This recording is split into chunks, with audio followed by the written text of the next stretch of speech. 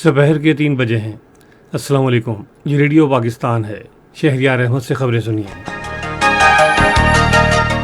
अहम खबरों का खुलासा।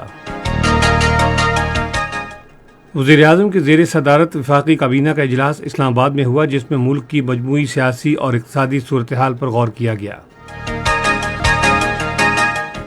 वज़ीर-ए-आज़म आज तुर्की के 3 रोज़ा सरकारी दौरे पर रवाना हो रहे हैं, जिसका मकसद बिरादर मुल्क के साथ दोस्ताना ताल्लुकात को मज़ीद फ़रोग़ देना है। पहली हज परवाज़ इतवार की रात इस्लामाबाद से रवाना होगी। यूक्रेन की दरख्वास्त पर पाकिस्तान यूक्रेन की आवाम के लिए इंसानी इमदाद की दूसरी खेप भेज रहा है। तुर्की ने रूस और यूक्रेन के दरमियान मुज़ाकरात के इनेकाद के लिए ताउन पर आमादगी ज़ाहिर की है। भारत के गैर कानूनी ज़ेर कब्ज़ा जम्मू और कश्मीर के ज़िला पुलवामा में भारतीय फ़ौजियों ने आज अपनी रियासती दहशतगर्दी की ताज़ा कार्रवाई में मज़ीद 2 नौजवानों को शहीद कर दिया है। और अब खबरें तफसील के साथ।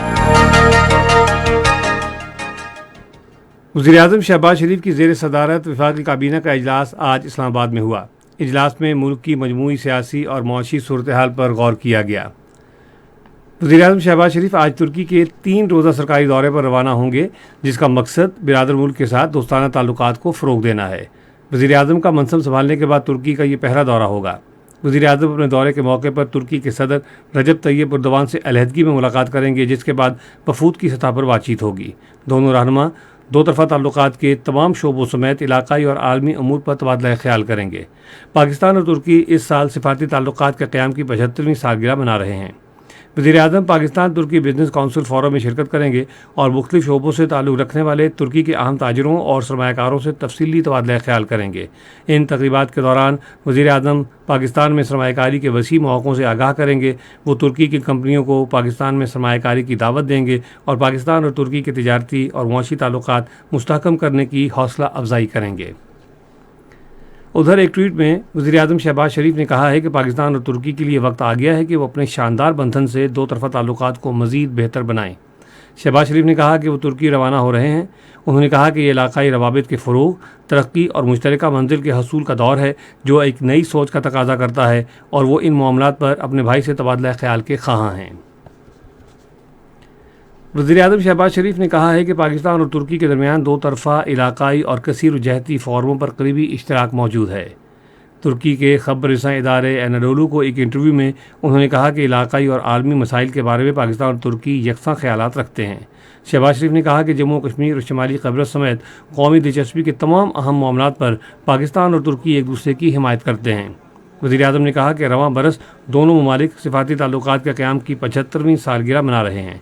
उन्होंने कहा कि इन 7.5 दहाइयों के दौरान तमाम तर तब्दीलियों के बावजूद दोनों मुल्कों ने हमेशा एक दूसरे का साथ दिया है। शहबाज शरीफ ने कहा कि हम अब इक़्तिसादी ताउन पर तवज्जो मरकूज़ कर रहे हैं। उन्होंने तिजारत के शोबे में दो तरफ़ा ताल्लुकात को फ़रोग़ देने का आज़म ज़ाहिर किया। वज़ीर मवासिलात मौलाना असअद महमूद ने कहा है कि खैबर पख्तूनख्वा के जनूबी अज़लां की तरक्की हुकूमत की अव्वलीन तरजीहात में शामिल है। आज डेरा इस्माइल खान में सहाफ़ियों से गुफ्तगू करते हुए उन्होंने कहा कि वज़ीर-ए-आज़म मोहम्मद शहबाज शरीफ मुल्क के पसमानदा इलाकों की तरक्की पर खुसूसी तवज्जो दे रहे हैं। पहली हज परवाज़ इतवार की रात इस्लामाबाद से रवाना होगी। वज़ारत मज़हबी अमूर के मुताबिक सरकारी हज स्कीम के 80% से ज़ायद आज़मीन हज ने हज कैंपों के ज़रिए अपनी तरबियत मुकम्मल कर ली है। आज़मीन हज को वेबसाइट और मोबाइल पर पैगामात के ज़रिए परवाज़ों के बारे में आगाह किया जाएगा। सरकारी स्कीम के ज़रिए फ़रीज़ा हज के आज़मीन PIA, air blue, serine air और सऊदी एयर के ज़रिए सऊदी अरब पहुँचेंगे। कौमी असम्बली के स्पीकर राजा परवेज़ अशरफ ने तहरीक इंसाफ के अरकान असम्बली को असम्बली की नशिस्तों से इस्तीफ़ों की तस्दीक के लिए तलब किया है। कौमी असम्बली के तर्जुमान के मुताबिक गुज़श्ता माह इस्तीफ़े देने वाले अरकान को कौमी असम्बली के सेक्रेटेरिएट की जानिब से खतूत जारी किए गए हैं। तहरीक इंसाफ के 131 अरकान असम्बली से कहा गया है कि अपने इस्तीफ़ों की तस्दीक के लिए अगले माह की 6 तारीख को स्पीकर से मिलें। तस्दीक का यह अमल अगले माह की 10 तारीख तक जारी रहेगा। ये खबरें आप रेडियो पाकिस्तान से सुन रहे हैं। यूक्रेन की दरख्वास्त पर पाकिस्तान यूक्रेनी अवाम के लिए इंसानी इमदाद की दूसरी खेप रवाना कर रहा है। इंसानी इमदाद में हंगामी अद्वियात, बरक़ी तिब्बी आलात, मौसम सरमा के लिए बिस्तर और ग़ज़ाई अशिया शामिल हैं। एक खुसूसी C-130 तैयारा 7.5 टन से ज़ायद इमदादी सामान लेकर यूक्रेन रवाना हो गया है। دوسرا C-130 طیارہ مزید 7.5 ٹن امداد لے کر جمعے کو روانہ ہوگا۔ پاکستان نے ایک ذمہ دار اور امن پسند ملک کی حیثیت سے تنازعات اور آفات کے دوران امداد کی عالمی اپیلوں پر عالمی برادری کے ساتھ مل کر ہمیشہ فوری اقدامات کیے ہیں۔ ترکی نے کہا ہے کہ وہ یوکرین اور روس کے درمیان بات چیت جاری رکھنے کے لیے تمام ممکنہ کوششیں کر رہا ہے اور اس ضمن میں انتہائی ضروری تعاون کے لیے تیار ہے۔ ترکی کے صدر رجب طیب ایردوان نے روس کے صدر ولادیمیر پوٹن اور یوکرین کے صدر ولادیمیر زیلنسکی نے ٹیلی فون پر علیحدہ گفتگو کرتے ہوئے اس بات پر زور دیا ہے کہ تنازع کے منفی اثرات کم کرنے، اعتماد قائم کرنے، یوکرین اور روس کے درمیان امن قائم کرنے کے لیے اقدامات کی ضرورت ہے۔ بات چیت کے دوران یوکرین کی صورتحال اور ملک میں جاری جنگ کے خاتمے کے لیے طریقہ کار پر تبادلہ خیال کیا گیا۔ رجب طیب ایردوان کے دفتر سے جاری ایک بیان کے مطابق صدر پوٹن نے کہا ہے کہ روس ترکی کے تعاون کے ذریعے یوکرین کی بندرگاہوں سے گندم سمیت اشیاء کی بلا تعطل نقل و حمل میں سہولت فراہم کرنے کو تیار ہے۔ صدر زیلنسکی نے کہا کہ ترکی اور یوکرین نے ملک میں امن بحال کرنے کی ضرورت پر اتفاق کیا ہے۔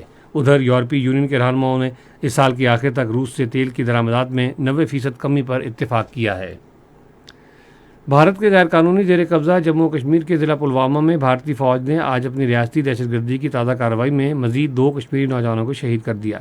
نوجوانوں کو ضلع کے گاؤں راجپورہ میں بھارتی افواج اور نیم فوجی دستوں نے محاصرے اور تلاشی کی کارروائی کے دوران شہید کیا۔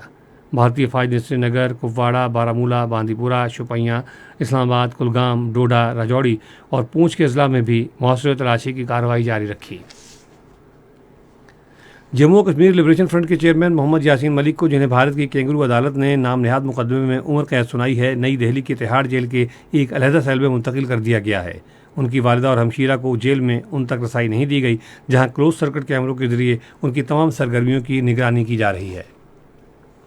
افغانستان کے صوبے بدخشاں کے ضلع تگب میں سیکیورٹی فورسز نے 4 شرپسندوں کو ہلاک کر دیا ہے۔ صوبائی محکمہ اطلاعات و ثقافت کے سربراہ قاری معاذ الدین احمدی نے کہا ہے کہ سیکیورٹی فورسز نے عسکریت پسندوں سے برآمد ہونے والے ہتھیار قبضے میں لے لیے ہیں۔ ریڈیو پاکستان آج تیسرے پہر 4:05 پر اپنے قومی پروگرام میں تمباکو نوشی کی روک تھام کے عالمی دن کے سلسلے میں ایک مباحثہ نشر کرے گا۔ موسم۔ محکمہ موسمیات کی پیشگوئی کے مطابق آئندہ 12 گھنٹوں کے دوران ملک کے بیشتر میدانی علاقوں میں موسم زیادہ تر گرم اور خشک، جبکہ جنوبی پنجاب اور بالائی سندھ میں شدید گرم رہے گا۔ تاہم گلگت بلتستان، کشمیر، بالائی خیبر پختونخوا، اسلام آباد اور بالائی پنجاب میں کہیں کہیں تیز ہوائیں چلنے اور گرج چمک کے ساتھ بارش کا امکان ہے۔ آج ریکارڈ کیا گیا بعض شہروں کا درجہ حرارت۔ Islamabad 36 degree centigrade, Lahore 40، Karachi اور مظفر آباد 34، کوئٹہ 31، گلگت 25 اور مری 20 ڈگری سینٹی گریڈ۔ محکمہ موسمیات کے مطابق بھارت کے غیر قانونی زیر قبضہ جموں و کشمیر میں سری نگر، جموں، پلوامہ، اننت ناگ اور شوپیاں میں مطلع جزوی طور پر ابر آلود، تیز ہوائیں چلنے اور گرج چمک کے ساتھ بارش کا امکان ہے۔ آج ریکارڈ کیا گیا درجہ حرارت: Srinagar 22 degree centigrade, Jammu 38، Leh 12، Pulwama اور شوپیاں 23 اور اننت ناگ اور بارامولہ 24 ڈگری سینٹی گریڈ۔ اہم خبروں کا خلاصہ ایک مرتبہ پھر سن لیجیے۔ وزیر اعظم کی زیر صدارت وفاقی کابینہ کا اجلاس آج اسلام آباد میں ہوا، جس میں ملک کی مجموعی سیاسی اور اقتصادی صورتحال پر غور کیا گیا۔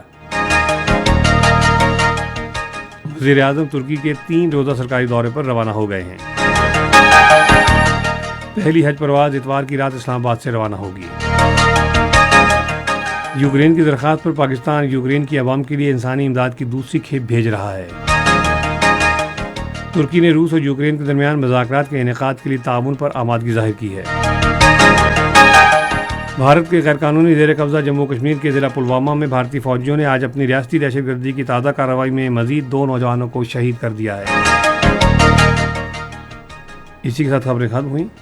مزید خبروں اور تجزیے کے لیے آئیے ہماری ویب سائٹ پر، پتہ ہے radio.gov.pk، اور فیس بک کے link radio Pakistan news official پر براہ راست ویڈیو اسٹریمنگ بھی